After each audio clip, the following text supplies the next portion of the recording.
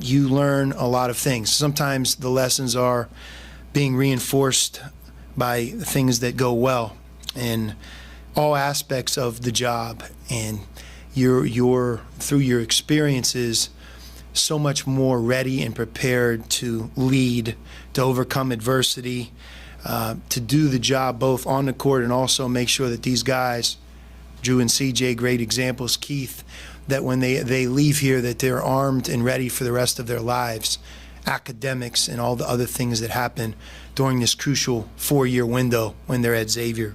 And when mistakes are made and the consequences of those mistakes are felt, that also is another way of learning, and I've learned that too. But I bring all that here to Xavier with just really an incredible excitement to do things better, to really withhold the values of Xavier as a university on and off the court, and to get back to a culture that I love and trust, and a culture and a place that knows me very well. And that's, I think, the most exciting part of all this, that although it is a new beginning, there is so much familiarity between so many things. So that's my statement, and be more than happy to answer the questions.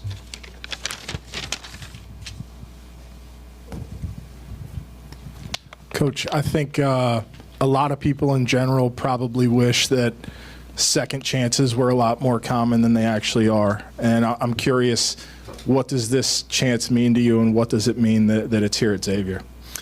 Well, I just touched on it, to a large degree there, and that is that there's great familiarity and trust between my family, me, and this university. And, there's new leadership now with Dr. Hanich and Greg Christopher, but we've had some great conversations, and as we've now spent more time together, it's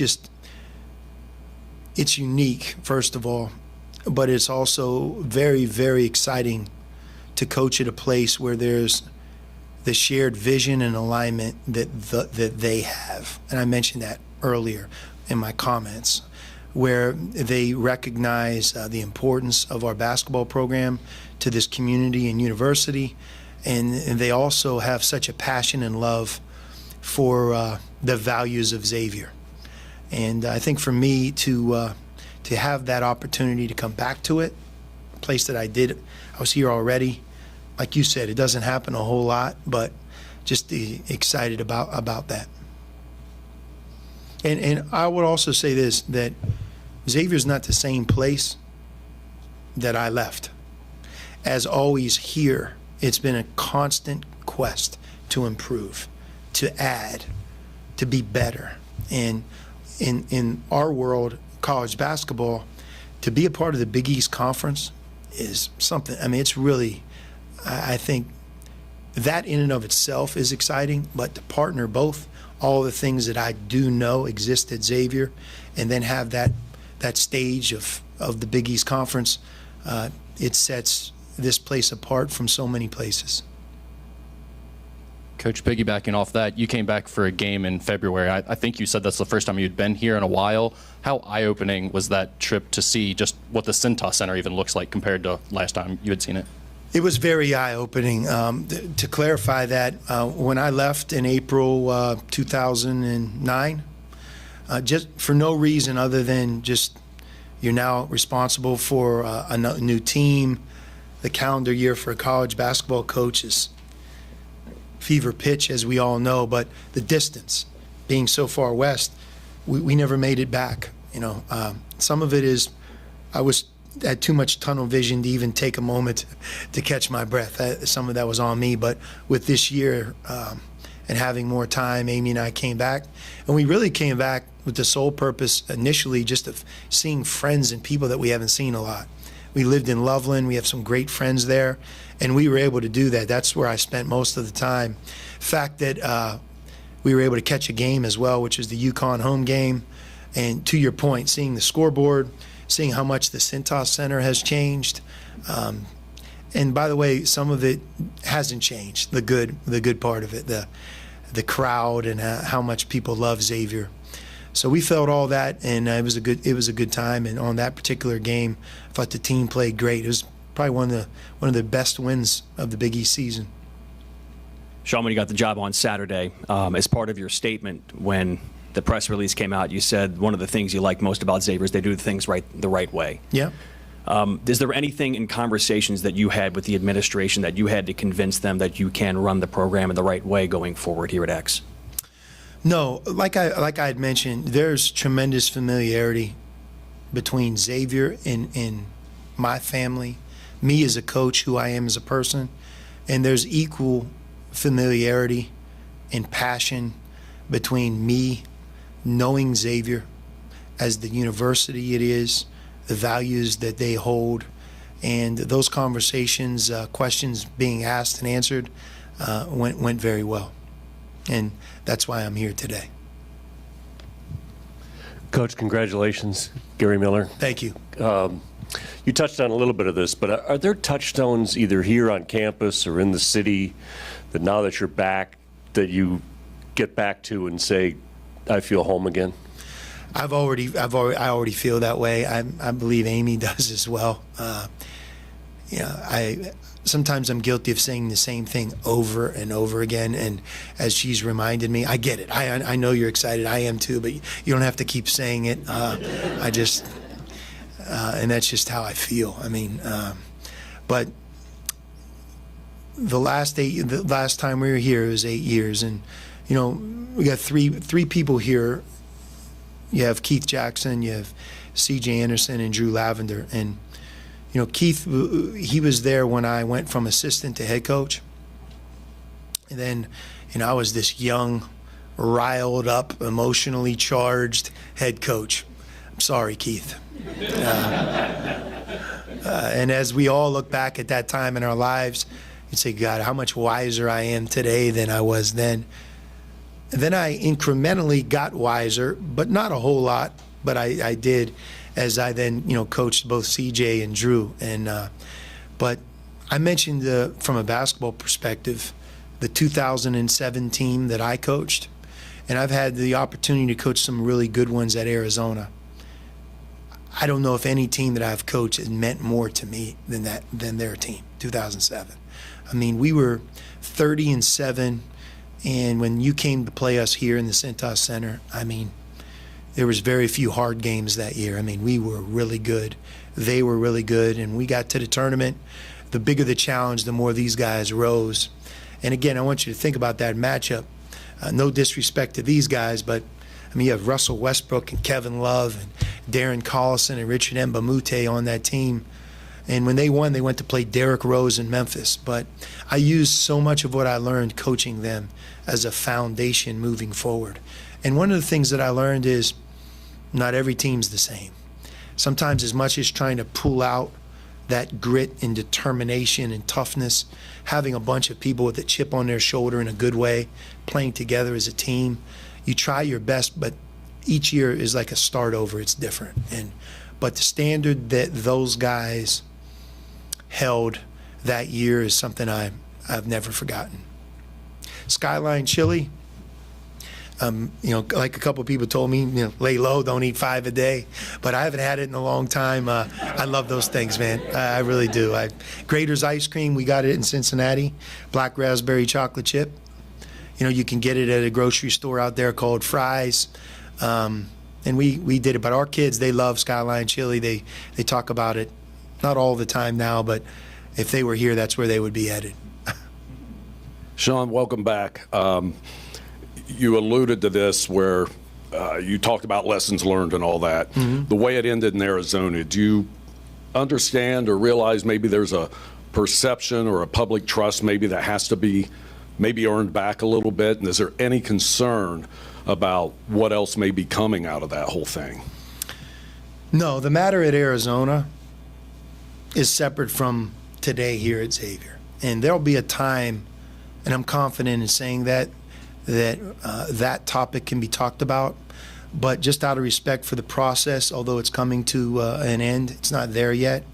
And when that day and time comes, I look forward to sharing more. Right now, today is so much about returning here and certainly doing things the Xavier way, which I talked about in my earlier comments. Sean Brandon, CEO at WLWT. Just the expectation, you talked about it out there. It's always been trending upward. The last 4 years, X hasn't been to the tournament. What's the expectation, right away? It's got to be year after year tournament, right? That becomes the expectation, but look, I've been at this long enough to know that, it's sometimes you can say certain things on day one to excite everybody, but there becomes a reality here in about 1 hour when you leave, and now it's, okay, here we go. At this point, I don't know the players on Xavier's team. They don't know me. I know who they are, but not like these guys. And, we're in 2022 where it's a different day and age across the board, whether it be with your own players or in recruiting, et cetera. And so the starting point is to get to know these guys and get one foot on the ground. Hiring a coaching staff that's the perfect fit for Xavier takes time. Obviously, I've been very impressed with the staff that's here now, and in particular, the leadership of Jonas Hayes speaks for itself. Jonas came on my radar when I was at Arizona, and a lot of people that I respect encouraged me to try to hire him. Xavier beat me to the punch. But it's the irony of it all is that, as we come back here, I really respect him a great deal. I think you guys do as well, as you see him handle an incredibly difficult situation. But once the foundation is together and both feet are on the ground, of course, it would be expectation to compete for championships, go to the tournament in advance, and do that one thing that, again, you know me well, a lot of people. I know Xavier well. There's one shared thing that we both have in common. You've been close, but you've never been in a Final Four. And to be able to come back here and have a chance to do something for the first time, that pinnacle, it is so hard to do. You saw it last night in the NCAA Tournament. The team that I was a part of, know everybody, coached everybody on the team, I think except two of those players for Arizona, they lost. Houston wins. Gonzaga, they lose. Arkansas wins. So being able to get there, you have to get there, and you have to constantly get there. And then you have to have the belief you can advance, and then all of a sudden, one day you'll walk through that door. But that's why I'm here, to lead everybody through that door. Coach, obviously in Arizona, you had big games like Arizona State as a big rivalry. I was curious if you can speak a little bit on coming back and rejoining the Crosstown Shootout, being the first guy to be a two-time head coach in the rivalry. I guess that's a good honor, right?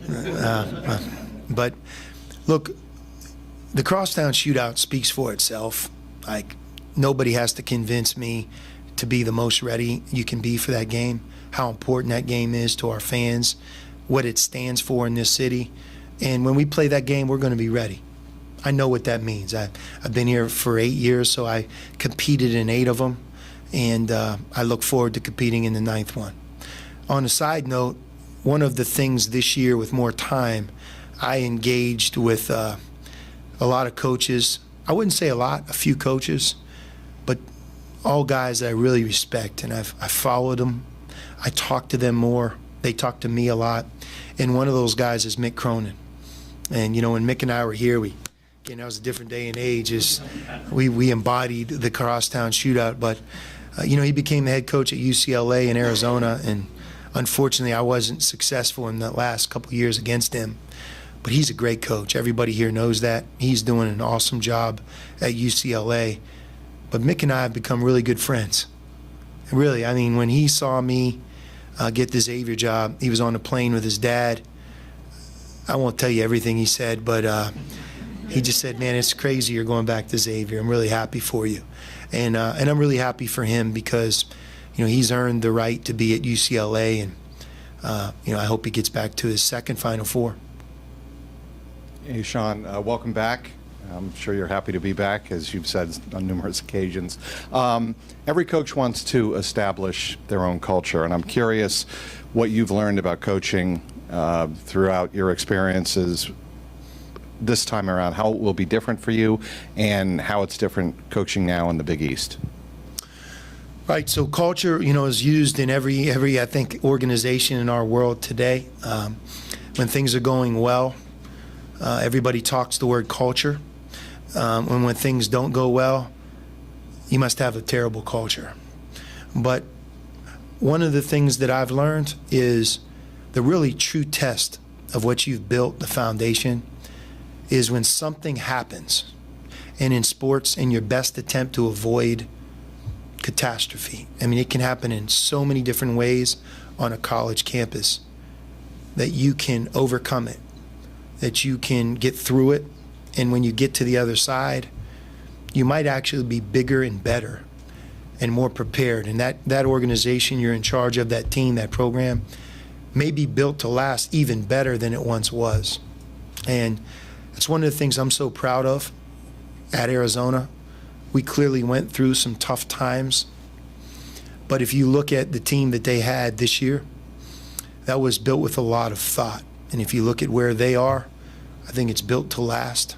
I will tell you this, when I got there in 2009,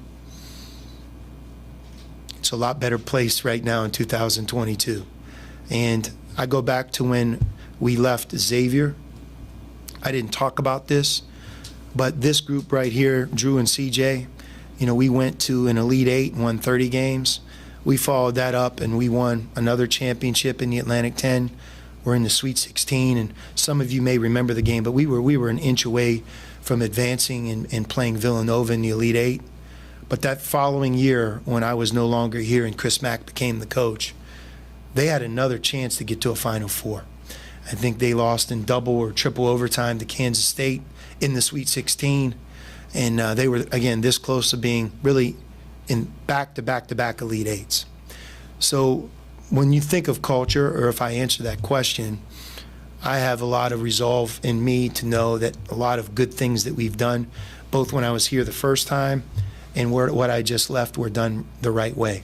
And clearly there's so many things you can do better. And this year off that I mentioned, it's almost fascinating to see how different you think, and how when you get the next opportunity, I think you have such an energy about you, and that's where I'm at today. We have time for one final question.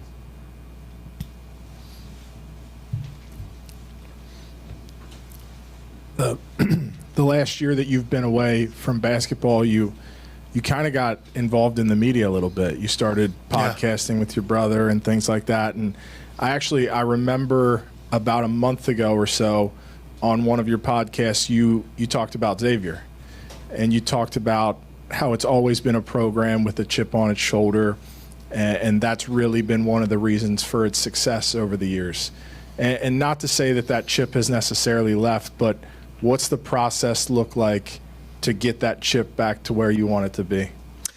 Number one, it takes time, but it starts with what I would call, like in our organization, the process of recruiting champions.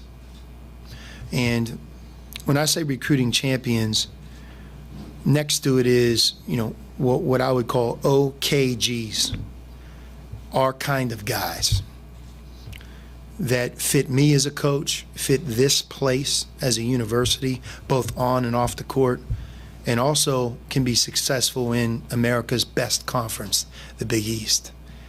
We're all, as coaches, only as good as the players that we have, and then how well they work together and the effort that they all put into becoming the best. A great example is, I've watched the Bengals for a long time. They look a lot different with Joe Burrow there right now. I mean, and I know quarterback in the NFL transcends every franchise, and then he looked a lot better when, his buddy from LSU showed up, and now he's the receiver, and you just do it. It's like coach looked better, stadium was more excited, recruiting champions.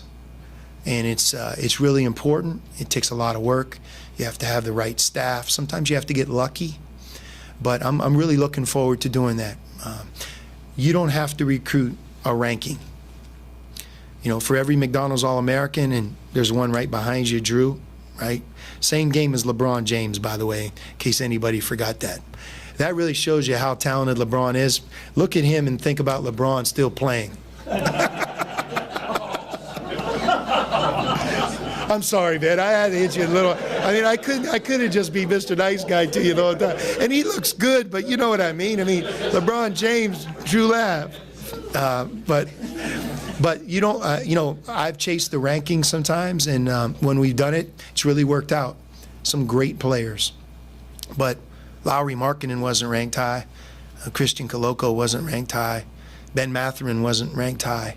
And I could keep going. T.J. McConnell wasn't ranked. I played at Duquesne in the Atlantic 10. A lot of people at Arizona, he would get tired of them saying, "Where's Duquesne at?" You know, they didn't know, but he was a really good player for Duquesne in the Atlantic 10. But some of those types of players have won the most games. And the ranking's one part of it, but the evaluation and the fit, I believe that's way more important. Way more important. Thanks, Coach. Thank you, guys. It's nice to be here and look forward to talking a lot with you.